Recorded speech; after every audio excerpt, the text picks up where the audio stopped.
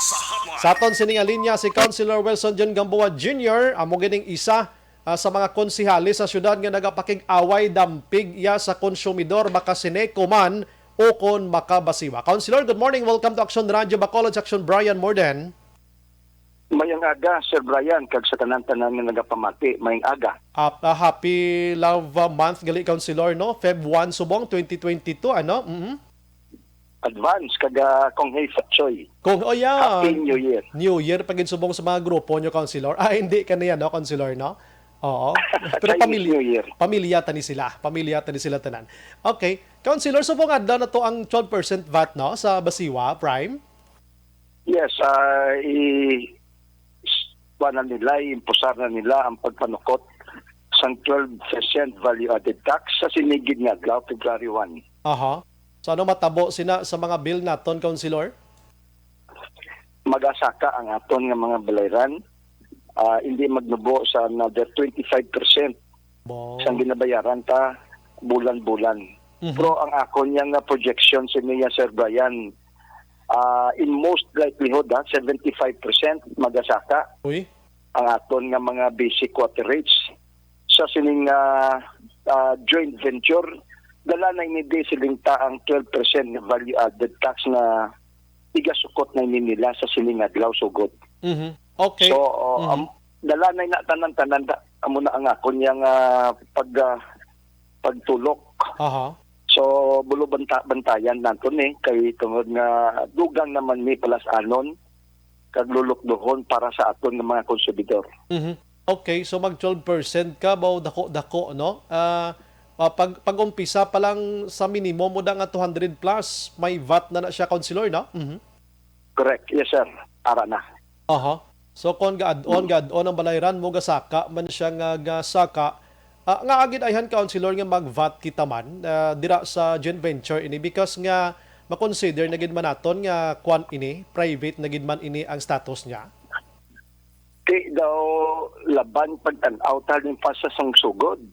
Private na siya o galing kay hindi sila kapalagyo. Kaya silingon ta nila nga partnership ini.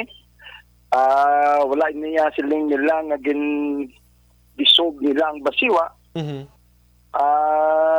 Klaro man kaayo sa aton tanan-tanan, Sir Brian, nga na isa pribado na ini aton motor district gindaho na ini naton sa Prime Motor sa Villar family. Kay silingon ta kay tungod na kung hindi ni pribado tinga manukot kamo sang 12% value-added tax. Amo nang dako nga pamangkot. Kay ang ining 12% ang ining value-added tax ginasukot man lang ni naton niya sa mga pribado nga mga kompanya. So nga asukton nyo ang Basiwa o kung ang konsumidor sa Basiwa kung government-owned and controlled corporation pa kita sa gihapon. Nagapamatuod nga pribado na. Why na gid si board ka dali lang, muni muna, no? Why gid ya, Councilor, no? Wala gid. Why? Sila man ni nagduso. Sila man ni nagdaho sa Prime Motor. So, expected na nga kamo na ko nga sa ining palabuton nga Biyernes sa liwat. Ang pila ka grupo dala na mga empleyado nga sa katubtob subong wala pa nila gin pabalik. Dala man ni sa pag reklamo sang 12% VAT magalit ililipon kami sa liwat. Dira sa may tubangan sang Basiwa. Tupod sa mga pila ka mga cost-oriented groups. Sige, mag-go kita kidoy dugay dira sa mga empleyado, Councilor, pero miyari actually padi kagabi gani mo nakamuno siya. So daw ka okay malang na sa amon na Sir Bry, Action Bry, ang 12% VAT if daw nami man ang performance ang Basiwa Prime, pero sad to say until this moment of time, Councilor, daw ini nga mga tao daw ay pagid ka-avail sang manami nga tubod sang tubig, Councilor, anong imo nga pa nilang tilag na? Expected din na iya, Brian, nalipas ang sugod. Kaya kung magsiling kita gani nga take over sang isa ka pribado nga kumpanya, hindi na naiya serbisyo. Kundi negosyo na naya. Unahon na nila ang ilang pagpanukot sa aton, sang ilang profit ng ginansya. So wala na ya garantiya banwa nga may improvement sa serbisyo. Kasi negosyo na nila yan, hindi na niya serbisyo. So ah, sigurado kita nga magasaka ang aton nga mga balayran. Amo lang na, ang mas pasalig ko Aha. kung kapag baligya na to o pagkuha sa prime water sa aton nga water district. Aha. Ang hulat-hulat ko yung gani, Councilor mo nga makaput up sang another source of supply si Prime Water. Ti ang supply ta subong di same buro-buro malang yapon kag ano ning isa di, Councilor, duway man madugangan, no?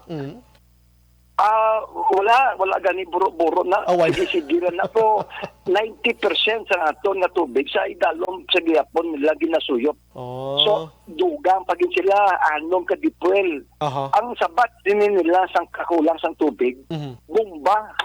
Hindi ya silingon tang kayohon nila or mga yun isla mangita na manultol isla other sources of water sa ibabaw na ton bukid, no? Aha. Dugang pagid nga bomba, suyupon pagid din nila na suyupon ang aton tubig sa idalom na aton duta.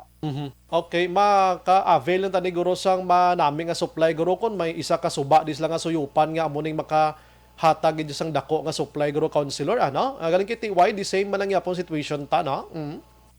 Yes, kay puti ara sa kontrata banwa nga dapat the only sources of water will be coming from the upstream o kung sa ibabaw bukid kag sa surface water sa may Surface sopa. lang. O galing padali Aha. na padali bla. Aha. Na suyop na lang ta, bomba na lang ta.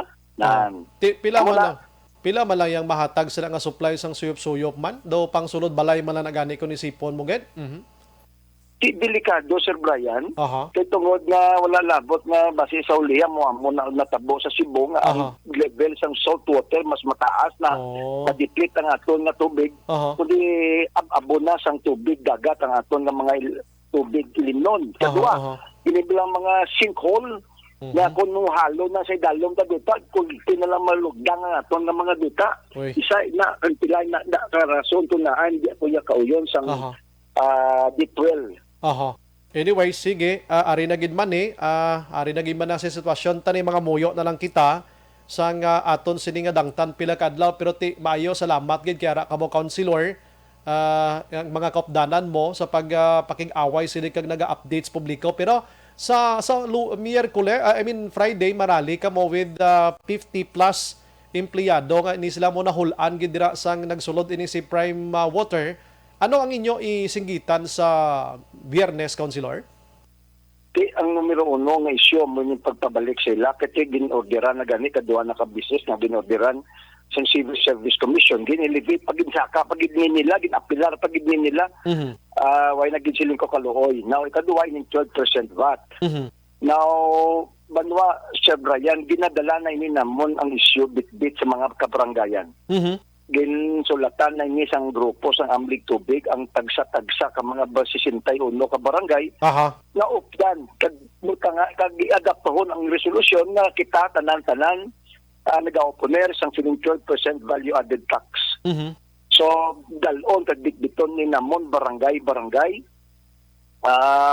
house to house kung mahimo sa sining pagpanukot nila sang 12% value added tax.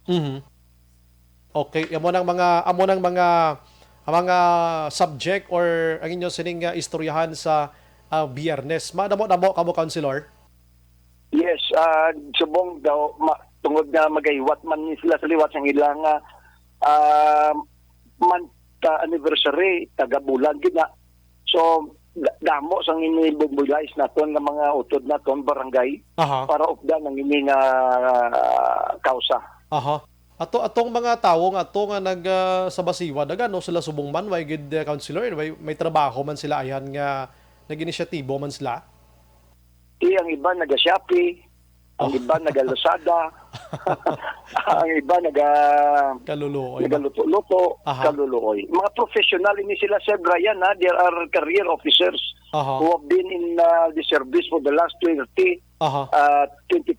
years. So long Remedyo General. Sige. With that, Councilor, madamo kayong salamat sa mga serbisyo. Basi may gusto ka palabot sa bakulod nun. Go ahead.